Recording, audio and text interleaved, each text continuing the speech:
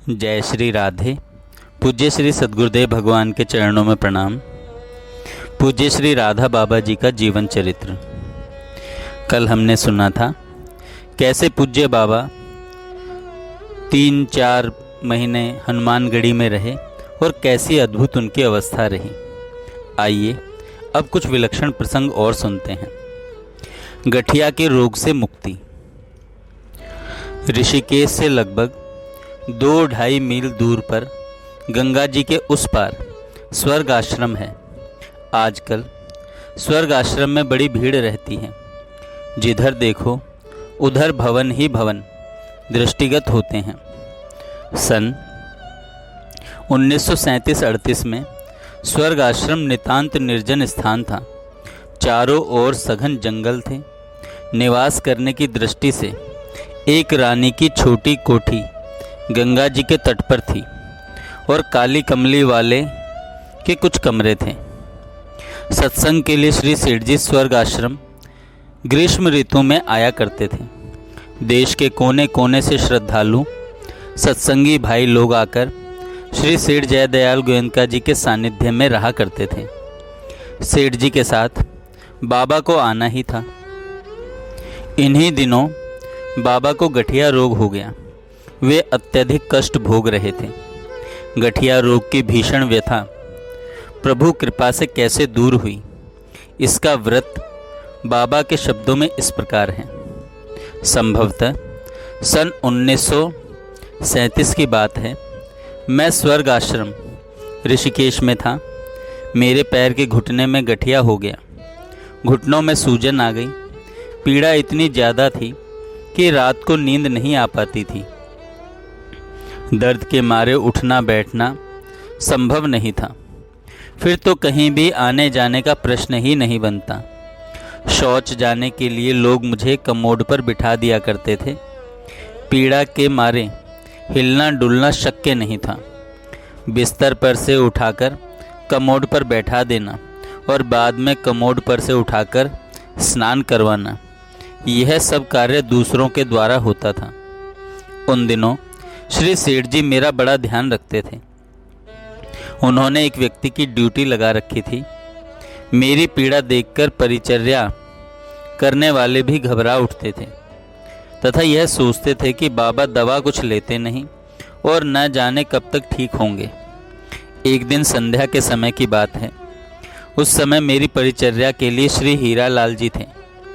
संध्या के समय श्री गंगा जी के किनारे श्री सेठ जी संध्या वंदन करके फिर गंगा तट की रेतीली भूमि टीबड़ी पर सत्संग प्रतिदिन किया करते थे।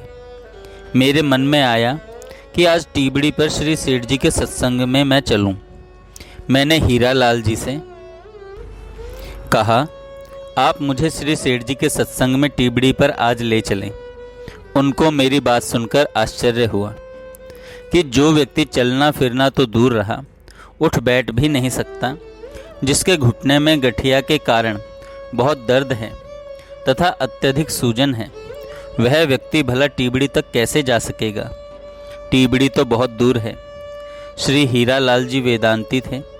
अतः व्यंग्य वचन बोलते हुए कहने लगे, स्वामी जी, आप स्थान जानते ही हैं कि कहाँ सत्संग होता है और उस स्थान तक जाने वाले मार्ग से भी आप परिचित हैं ही।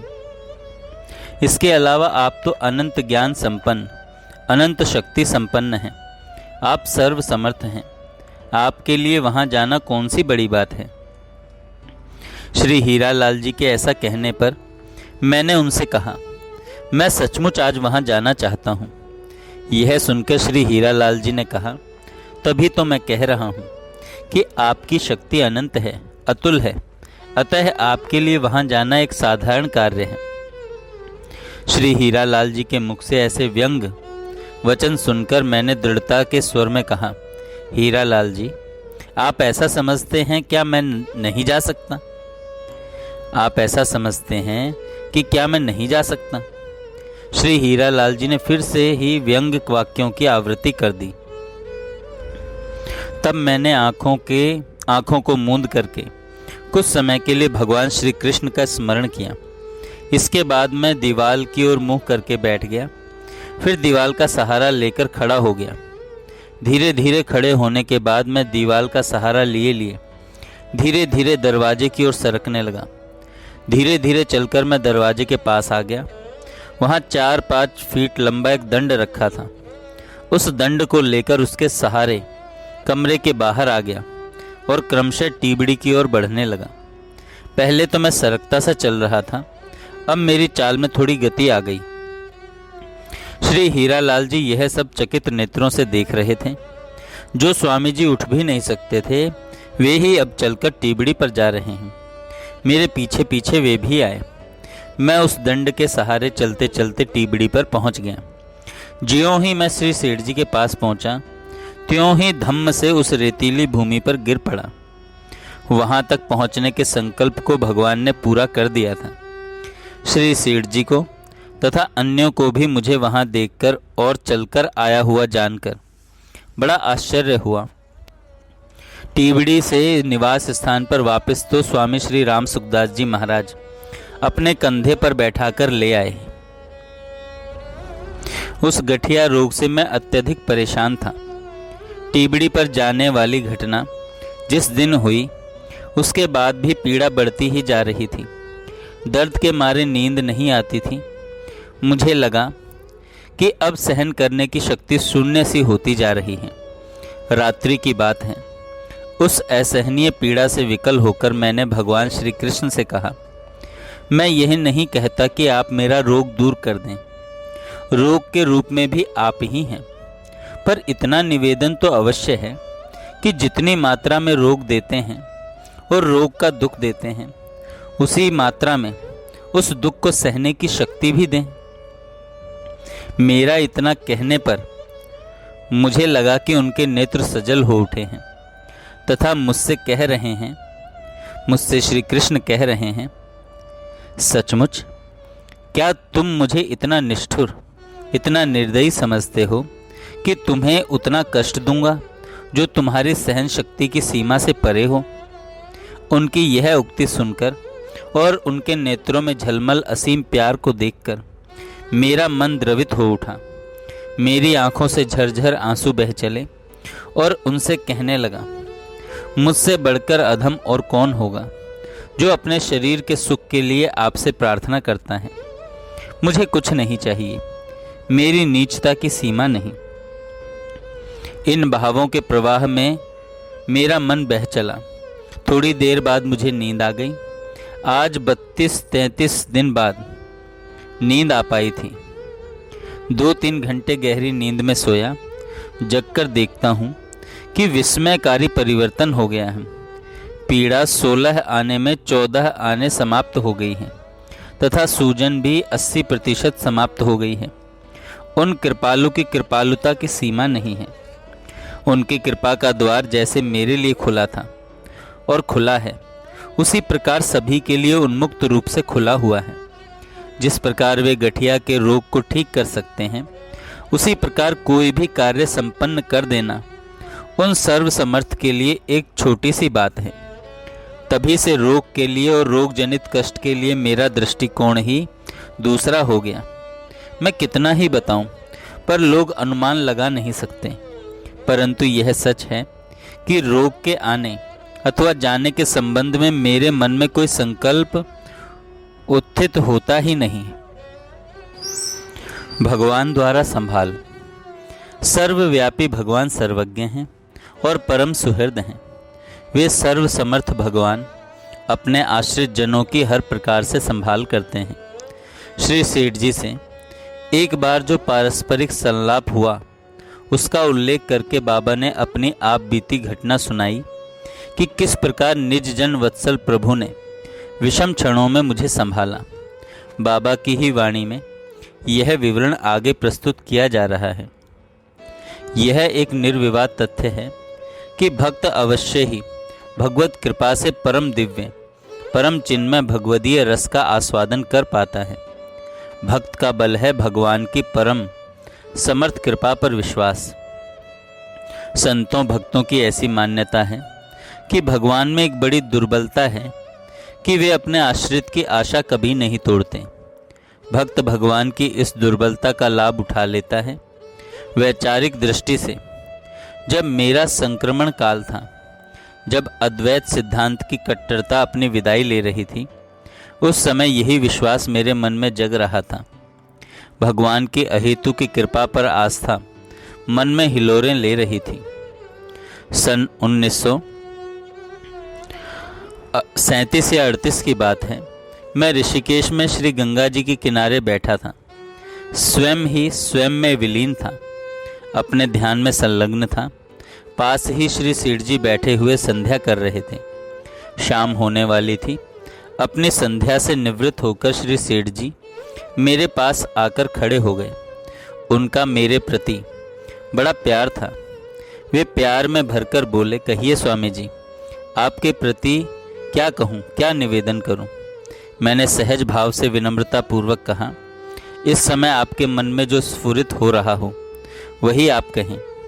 श्री सेठ जी ने पूछा, क्या कह दूँ।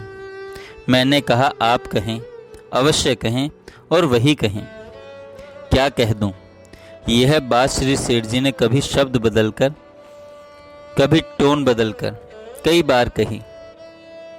मैं हर बार यही कहता कि आप अवश्य वही बात कहें। फिर वे कहने लगे, भगवान बड़े कृपा परवश हैं। वे इतने करुणामय हैं कि यदि कोई व्यक्ति ईमानदारी से भगवान के शरणापन्न हो जाए, भगवान पर सर्वथा निर्भर हो जाए, तो भगवान उसकी सारी कामना पूर्ण कर देते हैं। श्री सेठ जी के मुख से यह बात सुनकर मुझे बड़ा विस्मय हुआ। इन दिनों मैं जिस भावना में लहरा रहा था, जो मेरी अनुभूति थी, श्री सेठ जी ने उसको ज्यों की त्यों वाणी प्रदान कर दी। श्री सेठ जी यदि ऐसा नहीं कहते तो भी मेरा विश्वास डिगने वाला नहीं था, क्योंकि यह तो मेरा अनुभूत सत्य था। पर श्री सेठ जी के कहने से उस अनुभूत सत्य की अत्यधिक परिपुष्टि हो गई। भगवान की कृपा शक्ति सभी नियमों से सर्वथा परे है। कोई भी नियम निर्धारित नहीं किया जा सकता कि कब और कैसे वह कृपा किस पर ढरेगी।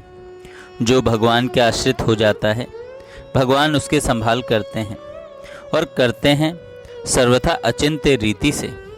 मेरे जीवन की कई घटनाएं हैं जो इस तथ्य के पक्ष में पुष्ट प्रमाण हैं। बाबा कहते हैं, एक प्रसंग सुनाता हूँ। यह प्रसंग भी 1937 और 38 का ही है। मैं कलकत्ता से चूरू जा रहा था। बीच में मैं बिहार के गया स्टेशन पर रुक गया। कहाँ रुकना और कब पुनः यात्रा आरंभ करना, यह निश्चित था। इस कार्यक्रम के अनुसार कानपुर तार दे दिया गया था कि मैं अमुक तिथि को, अमुक दिनांक को अमुक ट्रेन से इतने बजे पहुंच रहा हूं, जिससे मेरे शौच स्नान भिक्षा की व्यवस्था रहे। मेरे पास रेल टिकट कलकत्ता से चूरू तक की थी। मैं गया स्टेशन पर आया। मुझे विदाई देने राजा साहब श्री कृष्णेश्वर प्रसाद जी भी आए। वे लगभग 2-2.5 घंटे मेरे पास रहे। अब रात के लगभग 12 बज रहे थे। मैंने कहा, आप चले जाएं, जब ट्रेन आएगी तब मैं चढ़ जाऊंगा। कब तक आप खड़े रहेंगे।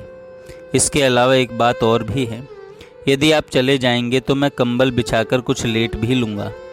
आपके रहते मैं वह भी नहीं कर पाऊँगा। मेरे आग्रह करने पर राजा साहब चले गए। मेरे सामने से 4 ट्रेनें आईं और चली गईं, पर ट्रेन में इतनी भीड़ थी कि डब्बे में घुसना भी संभव नहीं। व्यवहार की अभद्रता मेरे द्वारा संभव नहीं थी और भीड़ की अधिकता देखकर कोई मुझे चढ़ने नहीं देता था। मैं सोच रहा था उन कानपुर वालों के लिए जो मुझको लेने स्टेशन पर आएंगे तथा मुझको न पाकर कितना परेशान होंगे। रात के 2 बज गए थे। मैं स्टेशन के प्लेटफॉर्म पर एक बेंच पर बैठा था। तभी एक युवक मेरे सामने आकर खड़ा हो गया, एकदम गौर वर्ण और खूब हष्ट पुष्ट। मैं तो उसे पहचान गया। उसका नाम था विजय। मेरे साथ पढ़ता था।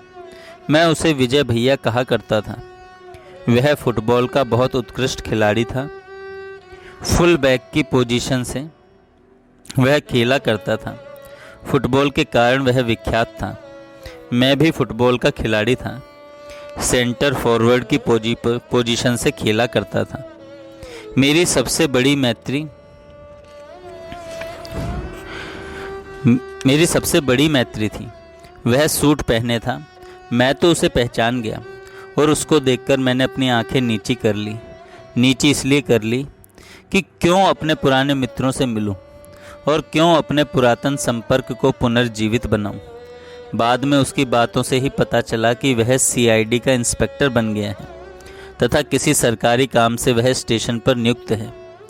यह भी काल का कैसा प्रवाह है कि दो साथियों में से एक सन्यासी बन गया और एक सरकारी नौकरी में चला गया।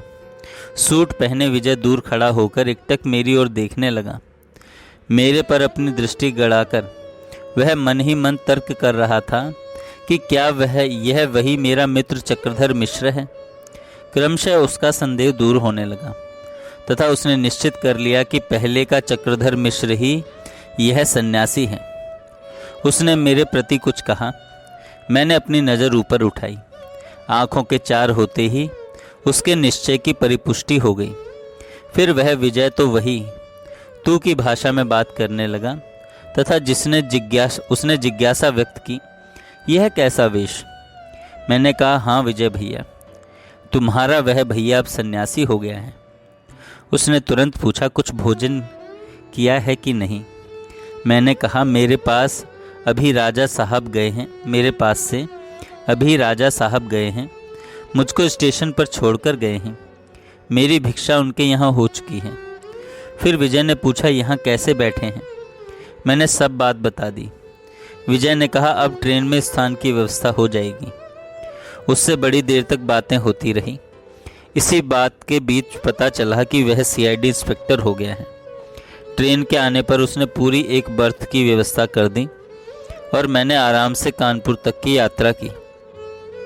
अब आप ही विचार करें कि उस विजय के रूप में भगवदीय कृपा ही तो सक्रिय हुई थी, जिसने उस निराशापूर्ण परिस्थिति की सारी बात सुंदर ढंग से बना दी। मैं कानपुर पहुंचा। जो लेने आए थे वे एक मील के मैनेजर थे। तार में जिस ट्रेन का संकेत था वह ट्रेन उन्होंने देखी। उसके बाद उन्होंने 2-3 ट्रेनें और देखी, पर मैं होता तब न मिलता। हर बार वे स्टेशन होकर लौट जाते। मैं जिस ट्रेन में चढ़ा था वह ट्रेन जब कानपुर पहुंची तो मैं ट्रेन से उतरकर एक किनारे खड़ा हो गया। वे मैनेजर न मुझको पहचानते थे और न मैं उनको पहचानता था। मुझको सन्यासी देखकर वे मेरे पास आए तथा पूछा, तार से सूचना मिली कि मेरे पास एक सन्यासी आने वाले हैं, उनका अमुक नाम है, क्या आप ही हैं। मैंने विनम्र भाषा में कहा, यह नाम तो मेरा ही है। फिर उन्होंने कहा, कहिए आपकी क्या सेवा करूं। मैं तो कई बार आकर लौट चुका हूं, आपकी सेवा में कार हाजिर है। मैंने कहा, पहले तो आप गंगा तट पर ले चलें, वहाँ शौच स्नान से निवृत्त होना चाहता हूँ। वे मुझे कार पर चढ़ाकर गंगा जी ले गए। नाव से गंगा जी पार की, शौच से निवृत्त होकर स्नान करके फिर उनके निवास स्थान पर गया। अब पुनः विचार करें कि तार के अनुसार तो मैं कानपुर पहुंचा नहीं, बल्कि उसके बाद भी 1-2 ट्रेन छोड़ चुका था। उसके बाद भी मुझको परेशानी से बचा लेने के लिए उस भगवत कृपा ने उन मैनेजर साहब के अंदर संत सेवा की भावना जागृत कर दी। वे स्टेशन पर आए। भगवत कृपा जितनी संभाल करती है उतनी मानव शक्ति नहीं कर सकती। बांकुड़ा में भावमयी स्थिति। श्री सेठ जी का व्यापार व्यवसाय बांकुड़ा में था, जो बंगाल प्रदेश का एक नगर है।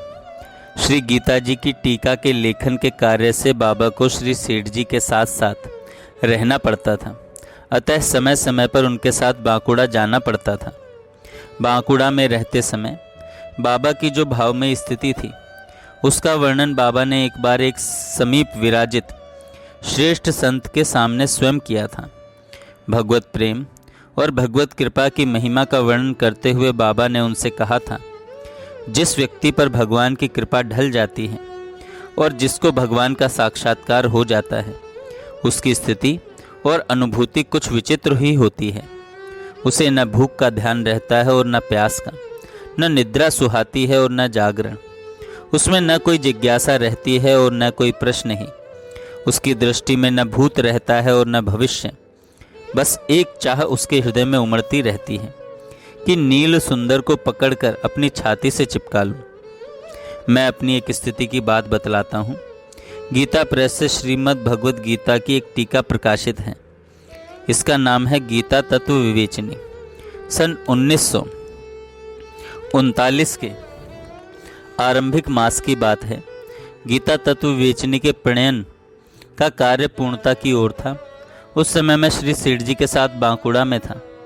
मेरे जिम्मे कार्य यह था कि श्रीमद् भगवद गीता के एक श्लोक पर जिन जिन आचार्यों ने जो जो कहा है उसका पठन और मनन करना और फिर अपने चिंतन सारांश को पारस्परिक विचार विनिमय के समय बतलाना तथा इस गोष्ठी में विचार मंथन के उपरांत जो निर्णित हो उसको लिपिबद्ध करना। इस सारे निर्णित चिंतन को स्वच्छ और सुंदर लेख में लिखकर श्री सेठ जी को मैं देता था, जिससे छपने के लिए गीता प्रेस भेज दिया जाता था। यह सारा कार्य दिन में होता था। सूर्यास्त के बाद मैं छत पर चला जाता था। यह एक कारखाने की छत थी। छत बहुत बड़ी थी। उस छत पर मैं टहलता था तथा अपनी मस्ती में गुनगुनाता गाता रहता था। मुझे पता नहीं था कि नीचे मजदूर लोग मेरी गुनगुनाहट को सुन रहे हैं। यह तो बाद में पता चला कि मजदूर चुपचाप सुना करते थे। कोई छत पर आता नहीं था। उनको इस बात का भय रहता था कि छत पर जाने से इस गुनगुनाहट का प्रवाह बंद हो जाएगा। रात के लगभग 8-9 बजे तक यह गुनगुनाहट चलती रहती थी और आंखों से आंसू झरझर बहते रहते थे। मैं उनको रोकना चाहता था पर रोक सकना संभव नहीं हो पाता था। फिर रात को ध्यान करने के लिए बैठता। ध्यान की प्रगाढ़ता में समय की सुधि नहीं रहती। रात में कठिनता से 2-3 घंटे नींद आ पाती। फिर सुबह मैं उठता। मेरे जिम्मे का जो काम था उसको करना आवश्यक था। ग्रंथों में आचार्यों के विचारों को देखना और फिर गोष्ठी के निर्णय को स्वच्छ लेख में लिखना, यह सब करना पड़ता था। किंतु यह काम बड़ी कठिनाई से हो पाता था। मन को पढ़ने लिखने के काम में जबरदस्ती लगाना होता था। जब जीवन भगवत कृपा से संसिक्त हो जाता है उस समय कृपा स्नात व्यक्ति का जीवन क्या होता है उसकी कल्पना जगत के लोग कर ही नहीं सकते। श्री नारायण स्वामी जी का एक पद प्रसिद्ध है, जाहे लगन लगी घनश्याम की। उस पद में वर्णित स्थिति की एक एक बात पूर्णतः यथार्थ है, पूर्णतः यथार्थ है। जय श्री राधे। हर स्थिति में हर जगह हमेशा रहते हैं प्रभु मेरे साथ। हर स्थिति में हर जगह हमेशा रहते हैं प्रभु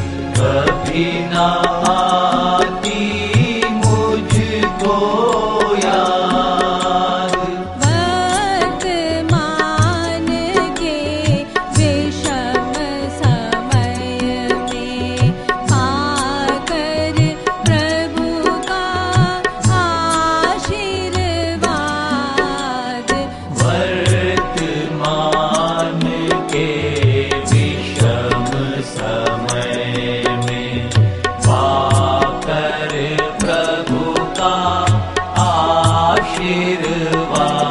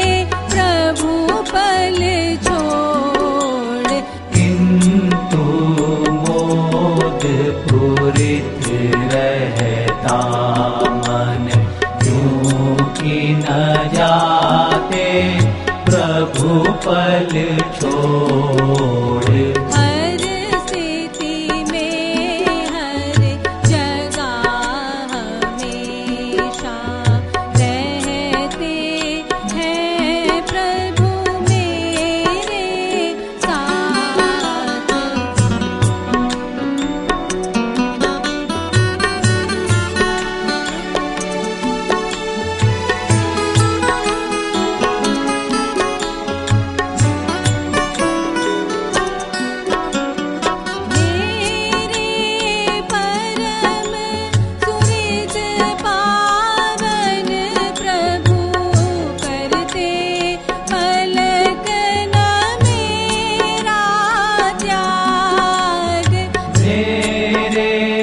परम सुहृद पावन प्रभु करते पलक ना मेरा त्याग।